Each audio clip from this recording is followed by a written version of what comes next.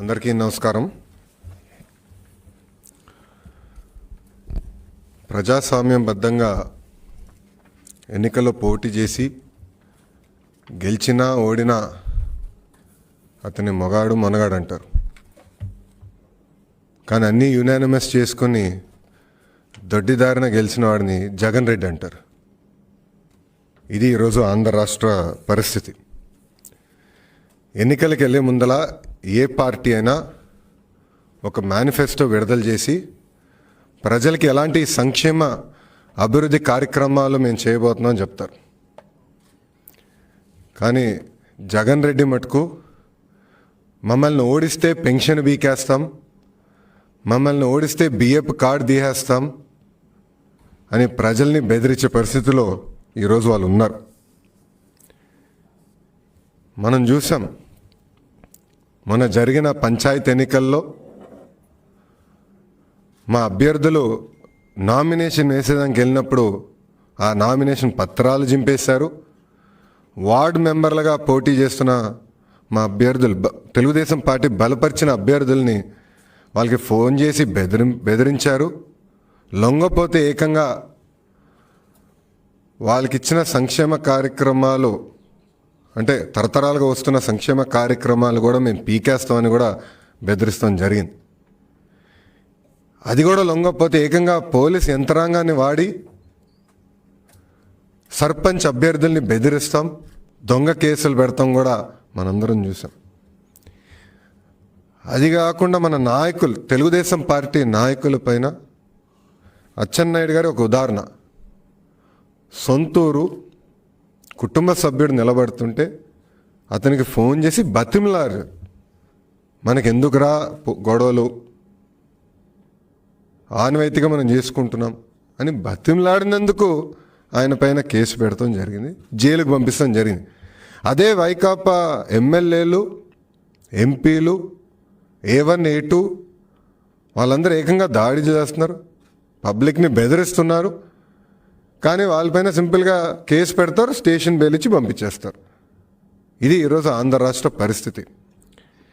ఇన్ని ఇబ్బందులు ఉన్నా మొన్న జరిగిన పంచాయతీ ఎన్నికల్లో, అంటే 4 విడతలు తీసుకుంటే 38.89% పంచాయతీలు తెలుగుదేశం పార్టీ కైవసం చేసుకుంటాం జరిగింది. ఈరోజు జగన్ రెడ్డి పరిపాలన చూస్తే ఒకటి అర్థమవుతుంది, పబ్లిసిటీ పీక్, మ్యాటర్ వీక్ అని. ఇది సన్న బియ్యమే ఒక మంచి ఉదాహరణ. ఎన్నికల ముందల సన్న బియ్యం ఇస్తామని చెప్పారు. ఎన్నికలు అయిన తర్వాత సన్న బియ్యం కాదు నాణ్యమైన బియ్యం ఇస్తామన్నారు. తర్వాత వేలాది కోట్లు ఖర్చు పెట్టి బండ్లు ఏర్పాటు చేశారు. మనం చూసాం బెంచ్ సర్కిల్ దగ్గర పెద్ద ఎత్తున ప్రదర్శన పెట్టారు, బండ్లన్నీ డ్రోన్ పెట్టి ఫుటేజ్ తీశారు. స్పీడ్గా ఊరికి పంపించారు, ఊరిలో ప్రజలు చీగొట్టారు, అవి స్పీడ్గా మళ్ళీ తాడేపల్లి ప్యాలెస్కి వచ్చినాయి. అందుకంటున్నా publicity peak, matter weak Jagan Reddy పరిపాలన. ఒక్క ఛాన్స్ అని జగన్ రెడ్డి ప్రజల్ని అడిగి ఈరోజు ముఖ్యమంత్రి అయిన తర్వాత ఏం పీకాడని అడుగుతున్నా. పట్టణ ప్రాంతాల్లో చూస్తే ఎక్కడ కానీ అభివృద్ధి జరిగే పరిస్థితులు లేదు. కనీసం రోడ్లపైన ఉన్న గుంటలను కూడా పూడ్చే పరిస్థితిలో ఈ ప్రభుత్వం లేదు. ఒక్క వార్డు కాదు, కనీసం 1 మీటర్ భూగర్భ డ్రైనేజ్ కట్టే పరిస్థితిలో ఈ ప్రభుత్వం లేదు. ఒక పార్కు కట్టలేదు, ఒక పక్కా ఇల్లు కట్టే పరిస్థితుల్లో కూడా ఈ ప్రభుత్వం లేదు. అంతెందుకు కాలిపోయిన LED వీధి దీపాలే మార్చే పరిస్థితుల్లో ఈ ప్రభుత్వం లేదు. ఇది 21 నెలల్లో పీకింది ప్రభుత్వం. ఇంకో పక్కన చూస్తే లా అండ్ ఆర్డర్ ఏమనంటే జగన్ అన్నారు. ప్రజలందరూ అనుకున్నారు, అబ్బా ఈయన వస్తే లా అండ్ ఆర్డర్ మొత్తం కంట్రోల్లో ఉంటుందిరా అని. కానీ ప్రజలు మర్చిపోయింది ఏంటంటే ఇది బుల్లెట్ లేని గన్ అని. చూడండి, మహిళల పైన పెద్ద ఎత్తున ఈరోజు దాడులు జరుగుతున్నాయి. మొన్న నర్సరాపేటలో అనూష పైన ఎంత దారుణంగా దాడి జరిగింది, ఒక అమ్మాయి చనిపోయింది. దిశా చట్టాన్ని తీసుకొచ్చారు, ఏం సాధించారు? ఏం పీకారు? ప్రశాంతంగా ఉన్న విశాఖపట్నంలో ఈరోజు పెద్ద ఎత్తున భూ కబ్జాలు జరుగుతున్నాయి, బెదిరింపు ఫోన్ కాల్స్ వస్తున్నాయి. ఇది ఈ జగన్ రెడ్డి తీసుకొచ్చింది గత 21 నెలల్లో. ఇంకో పక్కన చెప్పాలంటే ప్రజలు ఒక పక్కన కోవిడ్తో బాగా ఇబ్బంది పడుతున్నారు, ఎక్కడ ఆదాయం లేదు, చాలామందికి ఉద్యోగాలు కోల్పోయారు. ఇంకా వాళ్ళని జగన్ బాధుడే బాధుడు. ఈరోజు మనం చూస్తే కరెంటు ఛార్జీలు విపరీతంగా పెంచేశారు. 200 రూపాయలు వచ్చే కరెంటు బిల్లుని ఏకంగా 1000 రూపాయలు అయిపోయింది. 1000 రూపాయలు వచ్చే కరెంటు బిల్లు ఏకంగా 7-8 వేల రూపాయలకి పెరిగే పరిస్థితికి వచ్చింది. మళ్ళీ బస్ ఛార్జీలు కూడా పెంచారు. అంటే ఆర్టీసీని ప్రభుత్వంలో విలీనం చేసిన తర్వాత బస్ ఛార్జీలు పెంచారు. ఇంకా పెట్రోల్ డీజిల్ ధర అయితే సెంచరీ, చాలా వేగంగా సెంచరీకి వెళ్ళింది.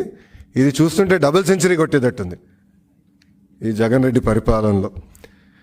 ఇంకా ట్యాక్సులు కూడా విపరీతంగా పెంచేశారు, ఇంటి పన్ను పెంచారు, ఈరోజు చెత్త ఎత్తేదాన్ని కూడా పన్నేస్తున్నారు, నీటి పన్ను కూడా పెద్ద ఎత్తున పెంచేసే పరిస్థితికి ఈ ప్రభుత్వం వచ్చింది. ఇంకా రేషన్ దుకాణాలు ఇచ్చే సరుకుల పైన కూడా ధరలు పెంచేశారు. దాని తర్వాత ఇసుక ధర పెరిగింది, సిమెంట్ ధర పెరిగింది, చివరికి గ్యాస్ ధర కూడా పెద్ద ఎత్తున ఈ ప్రభుత్వం పెంచేసింది. అంటే గ్రామాల్లోనే కాదు, పట్టణ ప్రాంతాల్లో ఉన్న ప్రజలపైన ఎక్కువ భారం పడే విధంగా ఈరోజు ఈ ప్రభుత్వం వ్యవహరిస్తుంది. కుడి చేతుల నుంచి 10 రూపాయలు ఇచ్చి ఎడం చేతి నుంచి 100 రూపాయలు లాక్కుంటుంది ఈ జగన్ రెడ్డి ప్రభుత్వం. మేము ఇచ్చాము పొడిశామని చెప్తారు, ఇంకో పక్కనే అంతే స్పీడ్గా ప్రజల దగ్గర నుంచి డబ్బులు లాక్కునే పరిస్థితి ఈరోజు మనం ఆంధ్ర రాష్ట్రంలో చూస్తున్నాం. అందుకే గత 3 నెలల నుంచి మేము దాదాపు 10,000 మంది దగ్గర సర్వే చేసి, పట్టణ ప్రాంతాల్లో ఉంటున్న ప్రజల దగ్గర సర్వే చేసి, వాళ్ళ మేయర్ దగ్గర నుంచి రేపు మున్సిపాలిటీ అదేవిధంగా కార్పొరేషన్లు ఏ పార్టీ అయితే గెలుస్తుందో వాళ్ళ గురించి ఏం ఆశిస్తున్నారో మేము స్వయంగా ప్రజల దగ్గర నుంచే తెలుసుకుంటాం జరిగింది. దాంట్లో భాగంగా ఇప్పుడు మేము 10 వాగ్దానాలతో ఒక మేనిఫెస్టో విడుదల చేస్తాం జరుగుతుంది. మొదటి వాగ్దానం అన్నా క్యాంటీన్లు. మూతపడిన అన్నా క్యాంటీన్లు ఇమ్మీడియట్గా మేము తెరుస్తాం. 5 రూపాయలకే మేము పేద ప్రజలకి భోజనం పెడతాం. రెండో వాగ్దానం పాత పన్ను మాఫీ, ఇంకపై హాఫ్. మొన్న జరిగిన శాసనసభలో, శాసన మండలిలో అటు ఎమ్మెల్యేలు, ఎమ్మెల్సీలు, తెలుగుదేశం పార్టీ ఎమ్మెల్యేలు, ఎమ్మెల్సీలు పెద్ద ఎత్తున మేము పోరాడాం. మీరు పన్ను పెంచొద్దండి, ఆల్రెడీ ప్రజలు బాగా ఇబ్బంది పడుతున్నారు, వాళ్ళు నడ్డు లాగా మీరు పన్ను పెంచొద్దండి మేము చెప్పాం. అయినా కూడా బుల్డోజ్ చేశారు. కౌన్సిల్లో బిల్ని 2 సార్లు మేము తిరస్కరించాం. అయినా కూడా మంత్రి గారిలా, ముఖ్యమంత్రి గారిలా. అందుకే మేము ఇప్పుడు చెప్తున్నాం, ఈ పన్నును కూడా మేము హాఫ్ చేస్తామని.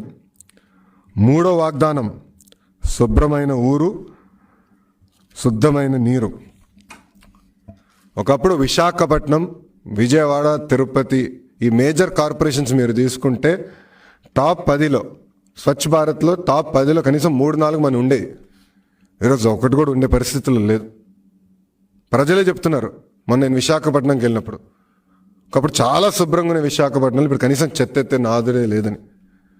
విజయవాడలో మనం చూస్తున్నాం, ఎయిర్పోర్ట్కి వెళ్ళే రోడ్లు కూడా చెత్త ఎత్తే పరిస్థితులు లేరండి ఈ ప్రభుత్వం. ఎక్కడ పోతున్నాం చూడండి. ఇంకో పక్కన ఏలూరులో, అంటే ఆరోగ్య శాఖ మంత్రి సొంత ఊరిలో నీరు కాలుషితమైతే, ప్రజలు చనిపోతే దానిపైన స్పందించే పరిస్థితి ఈ ప్రభుత్వం లేదు. అంతెందుకు ఏలూరులో ఆ రోజు పెద్ద ఎత్తున ఈ ఇన్సిడెంట్ అయినప్పుడు నేను వెళ్ళా. అక్కడ నేను డ్రైన్లు స్వయంగా నేను చూసే, ఓపెన్ డ్రైన్లు, చనిపోయిన పిల్లులు ఉన్నాయి, కుక్క శవాలు ఉన్నాయి.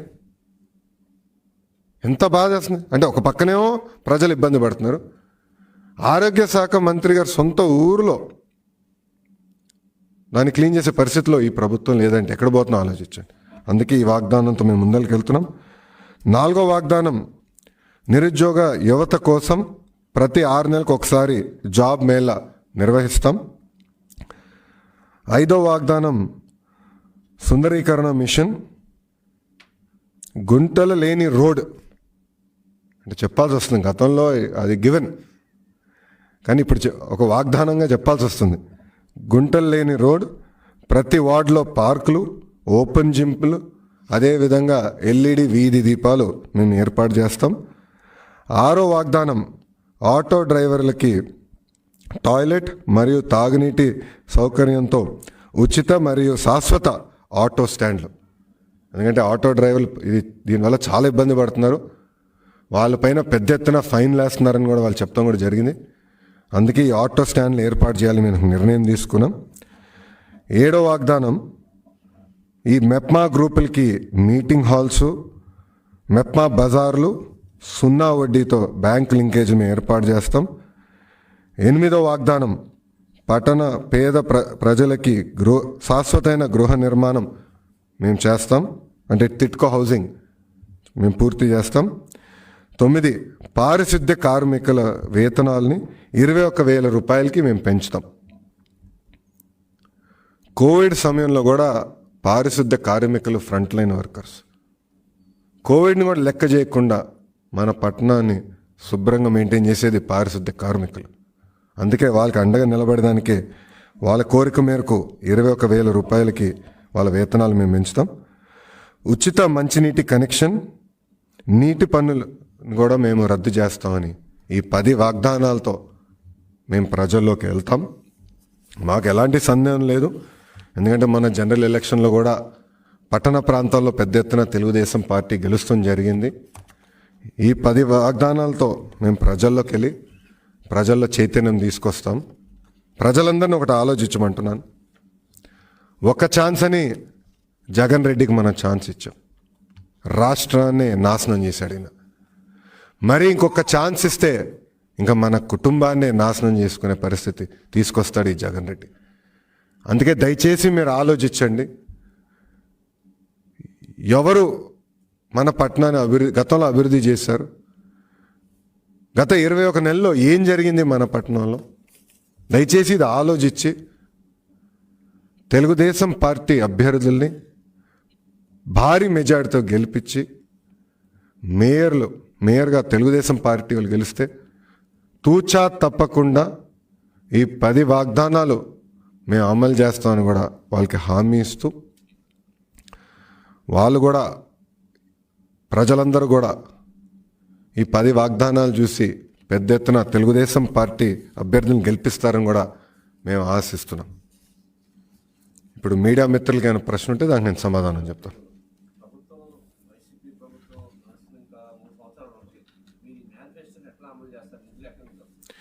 మీరు ఇప్పుడు చూస్తే 21 నెలలు ఉంది ఈ ప్రభుత్వం, 21 నెలలు అయింది. ఏం పీకారని అడుగుతున్నా మున్సిపాలిటీలో. కనీసం గుంటలు పూడ్చిన పరిస్థితి ప్రభుత్వం అంటే ఏం పీకారు? నిధులు డైరెక్ట్గా కేంద్ర ప్రభుత్వం నుంచి మున్సిపాలిటీ కానీ కార్పొరేషన్ కానీ డైరెక్ట్గా నిధులు వస్తాయి. ఆ నిధులు మేయర్ గారి ఆధ్వర్యంలో డివిజన్ కానివ్వండి, వార్డు కానివ్వండి, గెలిచిన మెంబర్లు వాళ్ళు ఖర్చు పెట్టేదానికి అవకాశం ఉంటుంది. అది మాకు డైరెక్ట్గా రాజ్యాంగం కల్పించిన హక్కు. సో ఈ ప్రభుత్వం పైన ఆధారపడాల్సిన అవసరం లేదు. తూచా తప్పకుండా ఈ అమలు చేయగలిగే శక్తి ఆ మున్సిపాలిటీ కానీ కార్పొరేషన్కి ఉంది.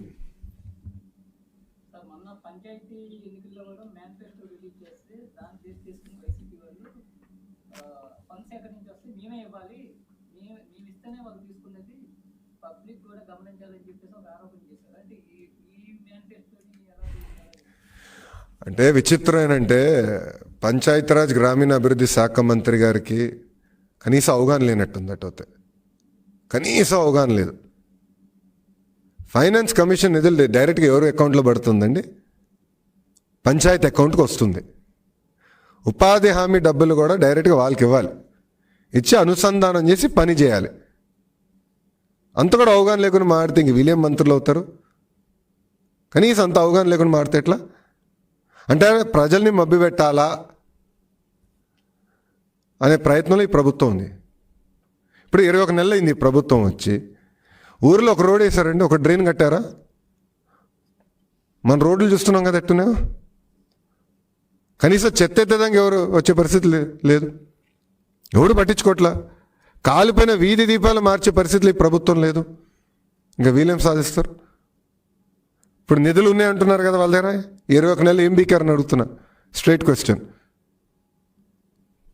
మున్సిపల్ అడ్మినిస్ట్రేషన్ గారు మంత్రిగా ఉన్నారు కదా బొత్స గారు, ఆయన అడుగుతున్నా సూటిగా, ఏం బీకాడు ఆయన? ఒక తిట్కో ఇళ్ళన కట్టాడు ఆయన, ఒక ఎల్ఈడి వీధి దీపం మార్చాడు ఆయన, కనీసం ఒక రోడ్ వేసాడా? ఎక్కడ? డబ్బులు వచ్చినాయి, ఉన్నాయి, ఖర్చు పెట్టే మనసు లేదు. అంటే కమిషన్ రాదని ఖర్చు పెట్టట్లా.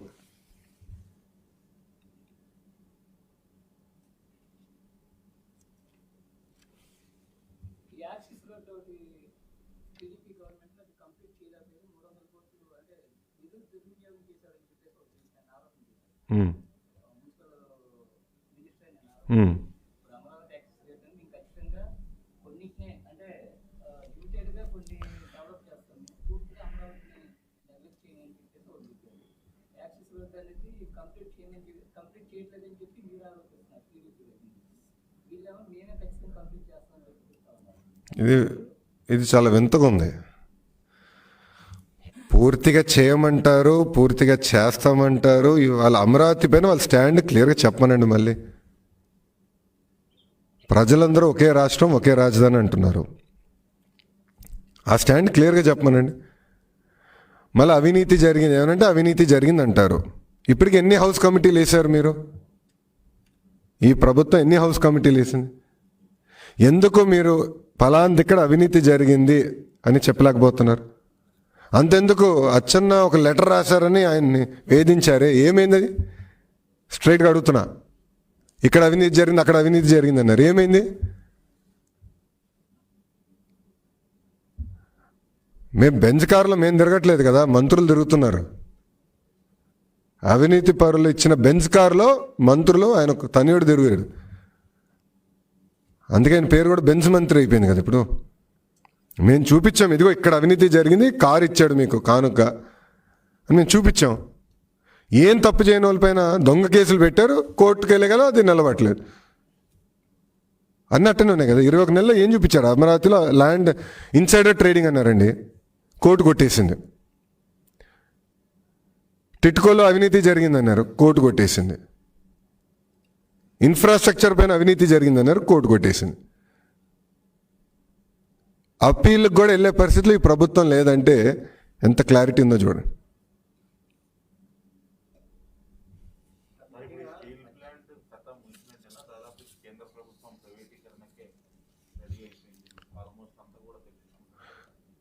ఇప్పుడు జగన్ పిరుకోడండి, అందుకే ప్రత్యేక హోదా వదిలేశాడు. జగన్ పిరుకోడు కనుకనే స్టీల్ ప్లాంట్ కూడా వదిలేశాడు. అయ్యా నువ్వు పోరాడు, మేము మీకు అండగా నిలబడతామని మా నాయకుడు అధ్యక్షుల వారు కూడా చెప్పారు. మీరు వెళ్ళి పోరాడండి, మీకు అండగా మేము నిలబడతాం, మీకు 28 మంది ఎంపీలు ఉన్నారు, వెళ్ళి పోరాడండి అని చెప్తే కూడా పోరాడే పరిస్థితులు లేడినా. ఈయన లెటర్ రాశాడు అంటాడు, అక్కడేమో అందలేదంటారు. అంటే లెటర్ ఎక్కడుందో గాల్లో ఉందో నాకు అర్థం అట్లా. అందుకే జగన్ పిరుకోడు అంటున్నాను నేను. ధైర్యవంతుడు అవుతే ఎస్ నా స్టాండ్ ఇది, విశాఖ స్టీల్ ప్లాంట్ ప్రైవేటైజేషన్కి నేను వ్యతిరేకం, నేను పోరాడతానని చెప్పాలి కదా. ఎందుకు చెప్పట్లేదు ఈ జగన్ రెడ్డి? నేను ప్రత్యేక హోదా తెస్తాన్నాడు. 25కి 25 ఎంపీలు గెలిస్తే ప్రత్యేక హోదా తెస్తాన్నాడు. 22 ఎంపీలు గెలిచాడు, ఏమైంది ప్రత్యేక హోదా? ప్రతిదీ వదిలేశాడు. అంటే రాష్ట్ర ప్రయోజనాలు ఆయన కేసుల మాఫీ కోసం అమ్మేస్తున్నాడు. అది ఈరోజు మనం చూస్తున్నాం.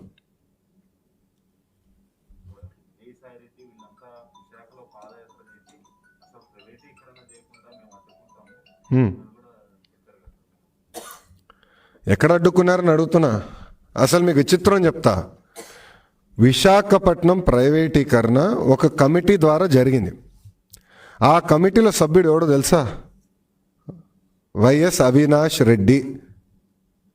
అంటే వైఎస్ అవినాష్ రెడ్డి విశాఖపట్నం ఉక్కు ప్రైవేటీకరణకి ఒప్పుకున్నాడు ఆ కమిటీలో. దాని అర్థం మెంబర్గా ఉంటూ కూడా అబ్జెక్ట్ కూడా చేయలేదు. ఇంకా ఈ 22 ఎంపీలు కలిసి ఏం సాధిస్తారండి? విశాఖపట్నం స్టీల్ ప్లాంట్ ప్రైవేటీకరణ ఆపలేని వాళ్ళు ఇంకా ప్రత్యేక హోదా ఎప్పుడు తేయాలా? ఇంకా మన రాష్ట్ర ప్రయోజనాల గురించి ఎప్పుడు ఆలోచించాలని అడుగుతున్నా.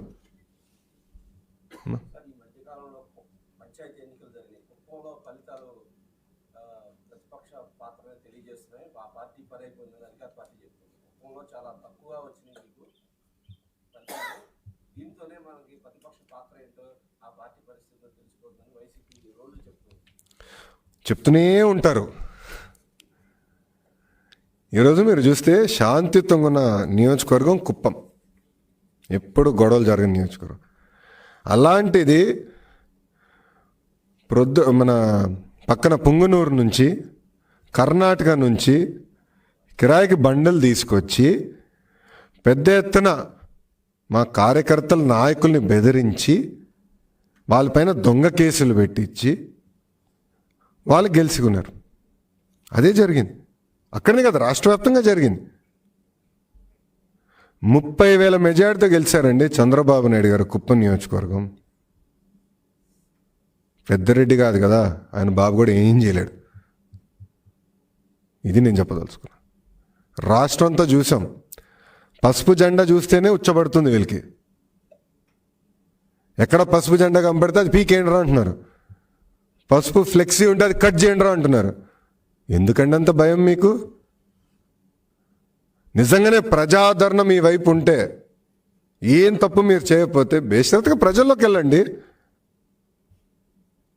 వెళ్ళి మాకు ఓటేయండి, మేము ఈ చేసాం, మాకు ఓటేయండి అని చెప్పండి. ఎన్ని వీడియోలు వచ్చినాయి, ఎన్ని ఆడియో రికార్డింగ్లు వచ్చినాయి? ప్రజల్ని బెదిరిస్తున్నారు, అభ్యర్థుల్ని బెదిరించే ఎన్ని వీడియోలు, ఎన్ని ఆడియో రికార్డింగ్లు వచ్చినాయి బయటికి? ఎందుకు బెదిరిస్తున్నారు? అందుకనే ఈ ముఖ్యమంత్రి పిరికోడు కనుకనే బెదిరిస్తున్నాడు ప్రజల్ని. పిరికోడు కనుకనే ఈరోజు పోలీసుల్ని వాడుకొని పెద్ద ఎత్తున అభ్యర్థులను లోపరుచుకునేదానికి ప్రయత్నిస్తున్నాడు. అది ఆంధ్ర రాష్ట్ర పరిస్థితి.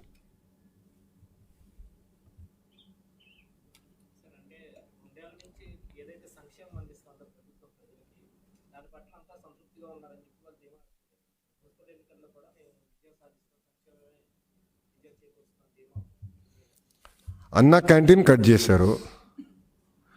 3,000 రూపాయలు పెన్షన్ అన్నారు, పెంచింది 250 రూపాయలు.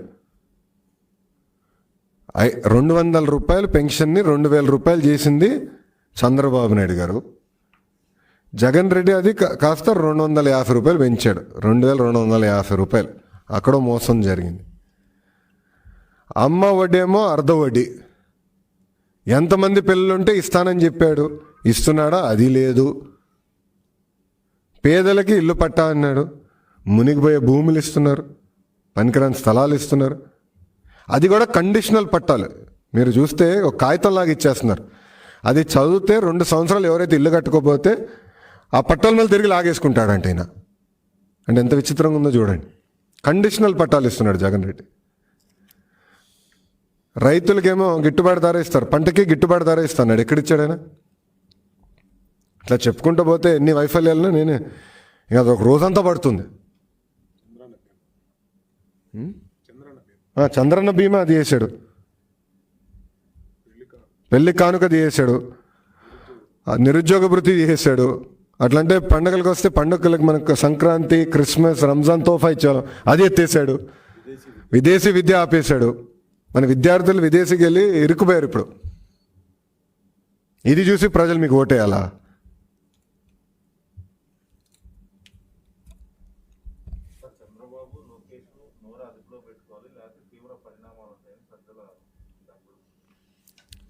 ఎవడే ఆయన మాట్లాడేదానికి? ఆఫ్టర్ ఆల్ ఒక సలహాదారుడు.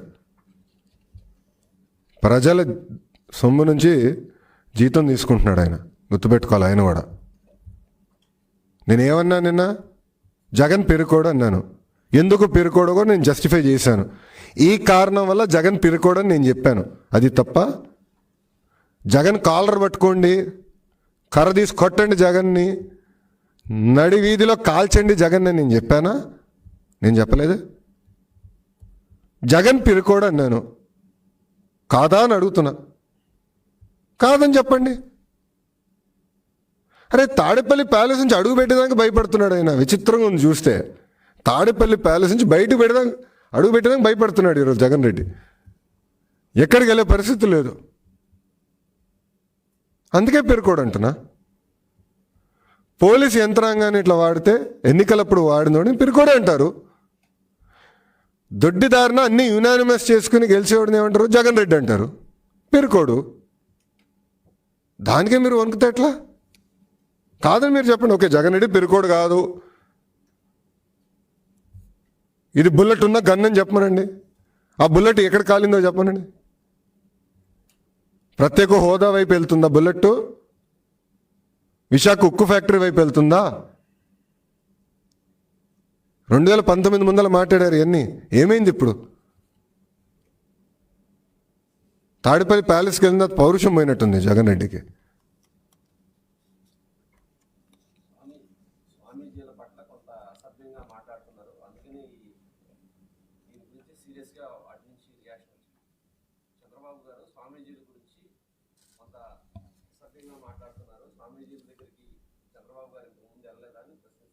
వెళ్ళాము. 145 గుడుల పైన దాడి జరిగినప్పుడు దానిపైన స్పందించకపోతే ఆ వ్యక్తిని ఏమంటారు? ఫేక్ స్వామి అంటారు. అది చంద్రబాబు నాయుడు గారు చెప్పింది. ఈ 145 గుడుల పైన దాడి జరిగినప్పుడు ఎందుకు ఈ ప్రభుత్వం స్పందించట్లేదు? ఈరోజు 3 సింహాలు, వెండి సింహాలు దొంగతనం జరిగింది. దాని వెనకాల ఎవరున్నారో విశాఖపట్నంలో వీధిలో ఎవరిని అడిగిన, చిన్నపిల్లడిని అడిగి చెప్తాడు, అరే మంత్రి గారు ఉన్నారు అని. ఎందుకు యాక్షన్ తీసుకోలేదు?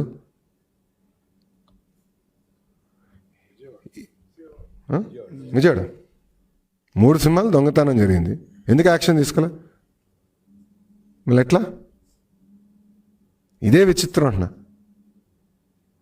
సో తప్పు జరిగిందని చెప్పలేని వ్యక్తి దొంగోడు అవుతాడు కదా. అది చెప్పారు చంద్రబాబు నాయుడు గారు. దానికి ఎందుకు భయపడుతున్నారు? లేదు జరగలేదని చెప్పండి. దాడులు జరగలేదు గుడిపైన, ఆంధ్ర రాష్ట్రంలో గుడిపైన దాడులు జరగట్లేదని చెప్పానండి, ఒప్పుకుంటాం. ఇప్పుడు కూడా రోజుకొక దాడి జరుగుతుంది కదా. దాడులు ఆగినాయి గుడిపైన, రోజుకొక దాడి జరుగుతుంది. మళ్ళీ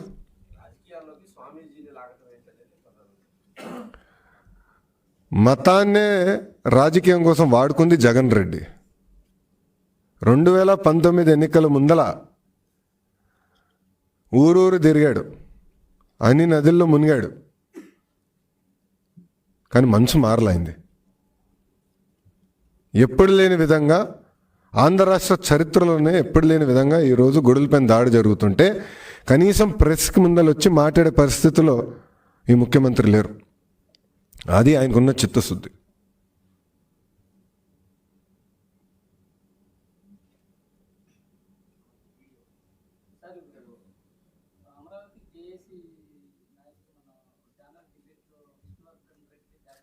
అవును, ఇప్పుడు దాదాపు 435-36 రోజులైంది అమరావతి ఉద్యమం ప్రారంభమై. పెద్ద ఎత్తున రైతులు వాళ్ళు నిరసన తెలుపుతున్నారు. ఎందుకంటే ఆనాడు రాష్ట్రం వాళ్ళకు కమిట్మెంట్ ఇచ్చింది. 5 కోట్ల ఆంధ్రుల కోసం ఒక రాజధాని కడుతున్నాం, దానికోసం మీరు భూములు ఇవ్వండి అని ఆ రోజు చెప్తాం జరిగింది. ఆనాడు జగన్ రెడ్డి గారు కూడా ఒప్పుకున్నారు, ఎస్ ఇక్కడనే రాజధాని ఉండాలని. ఆనాడు బీజేపీలో గెలిచిన 4 ఎమ్మెల్యేలు ఒప్పుకున్నారు రాజధాని ఇక్కడనే ఉండాలి అని. అందరూ ఆ రోజు బలపరిచారు. రాజధాని ఇక్కడికి వచ్చింది. తర్వాత జగన్ రెడ్డి గారు ఎందుకు జే టర్న్ తీసుకున్నారో నాకు తెలీదు, తీసుకున్నారు. తీసుకున్న తర్వాత రైతులని, జేసే నాయకుల్ని అవమానపరిచే విధంగా వాళ్ళని ఏకంగా పేడ్ ఆర్టిస్టులని పిలిచారు. అది చాలా బాధాకరం. డిబేట్లో కూడా ఆ పదం వాడారు. అది చాలా బాధాకరం. ఎవరికన్నా ఆవేదన ఉంటుంది. ఎందుకంటే 430 రోజులు 35-36 రోజులు వాళ్ళు పెద్ద ఎత్తున పోరాడుతుండే వాళ్ళకు ఒక ఆవేదన ఉంటుంది. ఒక వ్యక్తి పెయిడ్ ఆర్టిస్ట్ అని పిలిస్తే, మహిళలు ఈరోజు ఇన్ని 100 రోజులుగా నిరసన తెలుపుతుంటే వాళ్ళని పెయిడ్ ఆర్టిస్ట్ అంటే ఒక బాధ ఉంటుంది. అట్లా అని మొన్న దాడి జరుగుతాం కూడా కరెక్ట్ కాదు. ఓర్పు సహనంతో మనం మాట్లాడాలి ఎవరన్నా కానీ. సో పెయిడ్ ఆర్టిస్ట్ అంటాం కరెక్ట్ కాదు. అదేవిధంగా ఆ సమయంలో దాడి చేస్తాం కూడా కరెక్ట్ కాదు.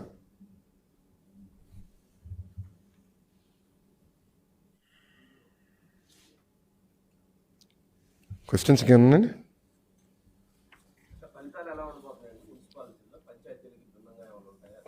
తప్పనిసరిగా మేమైతే మున్సిపాలిటీలో పెద్ద ఎత్తున గెలుస్తామని మేమైతే భావిస్తున్నాం.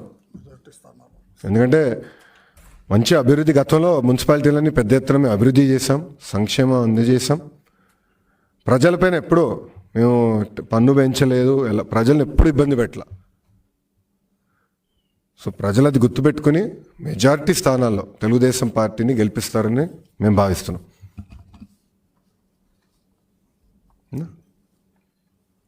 ఓకే, తప్పనిసరిగా అందరూ వెళ్తాం.